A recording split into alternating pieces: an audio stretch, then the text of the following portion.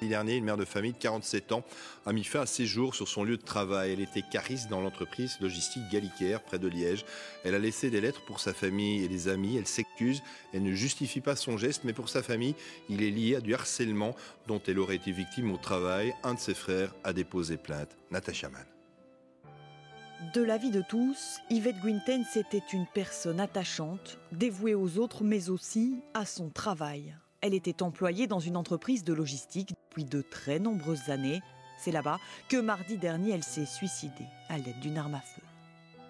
Je pense que son travail, c'était entre guillemets tout. Si elle commence son boulot, elle va le terminer. Donc c'était quelque chose de très important. Le fait de se suicider, c'est pas un mot tabou sur son lieu de travail. Veut faire passer un message. Il y a une symbolique quelque part de dire, ben voilà, ça a foiré, passez-moi l'expression, ça a lâché ici, c'est ici que ça s'arrête moi. Car pour la famille, si Yvette aimait son travail, depuis un certain temps, elle s'y sentait mal. Selon son mari, elle n'en parlait que très peu, mais elle avait des problèmes depuis plusieurs années avec un collègue. C'est une personne bien précise qui est l'élément qui harcèle, on va employer ce terme-là, qui l'harcèle, ou en tout cas fait tout pour ne pas être le plus correct possible sur un lieu de travail.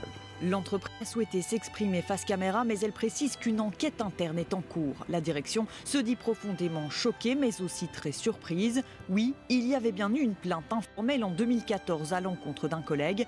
Des dispositions auraient été prises et depuis plus rien. La famille a une autre vision et depuis le suicide, Geoffrey, l'un des frères d'Yvette, a entrepris des démarches. J'ai beaucoup de témoignages qui me racontent tous la même chose.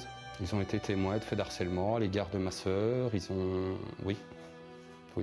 Et pas 2 personnes, pas 3 personnes, beaucoup de monde. Ce qui fait me dire aujourd'hui que, pour moi, oui, il y avait bien un gros problème. Et il y a toujours un gros problème d'ailleurs. Quelques jours après son suicide, la famille d'Yvette a déposé une plainte à la police pour harcèlement. Aujourd'hui en Belgique, 3 travailleurs sur 10 affirment être victimes de ce type de faits sur leur lieu de travail. C'est une personne de plus qu'en 2012.